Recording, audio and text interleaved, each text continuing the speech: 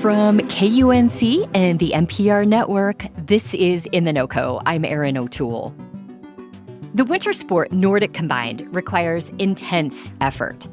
Athletes launch themselves off towering ski jumps, then push their endurance in a cross-country ski race in the same day. But the women's Nordic combined team in Steamboat Springs got attention in recent years for a different kind of effort.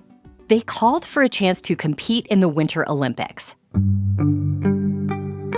Now, men have competed in Nordic combined in the Olympics since 1924, but women's Nordic combined had never been part of the Games. Colorado lawmakers even got involved, sending a letter urging the International Olympic Committee to keep the event and include women, which made the news from the Olympic Committee earlier this week tough to hear. Nordic combined is being eliminated altogether for the 2030 Winter Games. KUNC's VandenEinde has been following this story, and she's here to explain what's behind the Olympic Committee's decision and what's next for the sport in Colorado.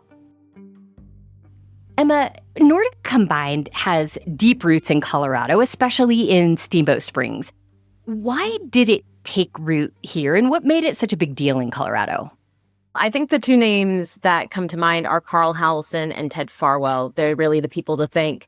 Carl Howelson came to Steamboat Springs after doing a ski jumping show for the Barnum and Bailey Circus in 1913, and he was on the search for these bigger hills. And you could say that the circus really inspired him because he started constructing jumps and then hosted this ski jumping expedition in Steamboat Springs. Then Ted Farwell came to Steamboat to train for Nordic combined because there's not many other places in the U.S. that have a jump that's suited for that particular sport. And he did well in the 1952 Winter Olympics, and then more athletes were just inspired from that point. If Colorado has such an enthusiastic women's Nordic combined community, what do you think kept it from becoming more popular internationally? I think it really has to do with the climate. Usually it's very snowy there, and other places in the U.S. really don't have this kind of hill. I think there's like 3 places where you can really train for Nordic combined. It's also just not a cheap sport. Got it. Let's talk about this decision from the International Olympic Committee, which came out earlier this week, saying Nordic combined would not be a part of the 2030 Games, and that's for the men and the women. You interviewed Stephanie Wilson. She's the mom of a Nordic combined athlete, Ella, that morning. I want to listen to just a bit of what she had to say about the decision. It's the wrong choice. It's short-sighted. It's waiting for the sports to bring to them what they want rather than being invested in making the sports work for the audience they want to draw in. Emma, could you give us a sense of the impact of this decision for Ella and for other Nordic combined athletes? This decision was a major letdown. I know you said earlier Colorado's lawmakers got involved, and while this may have started as something that was grassroots as just the athletes, this has grown much, much bigger since then. And I think for younger women coming into the sport, it creates a big question of, is this what I should be doing or not? Like, yes, there's World Ski Championships, but there's also ski jumping and cross-country skiing as separate sports. So should I do one of those events solo or not? But it's also a really hard choice because this sport is their passion, not a subset of it. Not one or the other. Exactly. And I think for the men, this is also a letdown. You know, I think of Annika and Nicholas Malisinski. They're athletes that both compete in Nordic combined coming out of Steamboat Springs. And now not only is Annika continuing to sit on the sidelines, but so is Nicholas. We mentioned this campaign earlier this year to make women's Nordic combined an Olympic event, which included mentions on social media and a letter from Senators Michael Bennet and John Hickenlooper. How close did this come to being a reality? That's tough to say, but the fact that these senators even got involved says something, because that was not the case prior to earlier this year when they said, yes, we want to jump on board and support Colorado athletes. Not to mention, tens of thousands of people have signed an online petition calling on the IOC to expand the sport. So this has really gained a lot of traction. We know that Nordic Combined has struggled to find its audience, but there are plenty of Olympic sports that don't get much attention outside the games. What do you think led to this sport being cut? Well, if you look at what the IOC said when they released their decision, it came down to participation and audience engagement, according to them. Officials with the IOC said it ranked the lowest in popularity for the last 4 Winter Games. And the IOC has noted that it wants to see athletes from like a wide variety of different nations.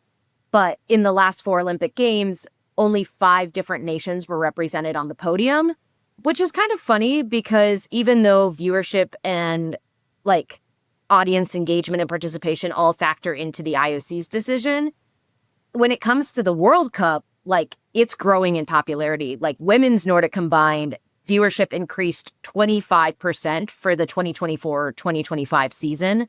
So it's interesting numbers when it comes to a international stage for one competition versus another. Yeah, it sounds like it was starting to grow.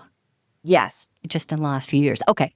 Well, I noticed this announcement from the Olympic Committee came along with a note that 2030 would be the first Winter Games to have gender parity, meaning every event has both a men's and a women's category.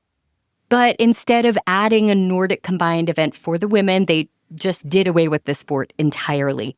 How did that land with the people you interviewed? So athletes were buzzing about it on social media, and they were not happy about it. I mentioned Annika Malasinski earlier. She put on her Instagram story on Wednesday, quote, "I'm saddened that history has a short memory and that the Olympic Games are reduced to a story of money." Her brother Nicholas also posted on Instagram and did not mince words. He said the IOC erased the whole discipline to solve the inequality they created. Equal numbers, sure, not by adding anyone, by deleting the one sport that proved it was never equal at all. Supporters of Nordic Combined put out a statement saying the sport is not just about the Olympics and it has a promising future. Emma, what is next for the sport, and how hopeful are the athletes that it can gain a broader audience? Well, both supporters and athletes said Nordic Combined isn't done, like just because it's not at the Olympics. Like there's still the World Cup, there's the World Championships, and many athletes that I talked to even before this decision was made said, like, you can't lose sight of the importance of that. And the community is not backing down. They're very adamant about supporting athletes. The athletes are very hopeful. They really, really love this sport. And I think Nicholas Malasinski said it really well on Instagram. He said, the Olympic decision doesn't define Nordic Combined. The athletes, fans, and the people who continue to invest in it do. KUNC reporter Emma VandenEinde discussing this week's decision by the International Olympic Committee to drop Nordic Combined from the Winter Games. Emma, thank you so much for talking with me about this. Yeah, thanks for having me. We'll have links to Emma's reporting where you can read more in our show notes and at KUNC.org.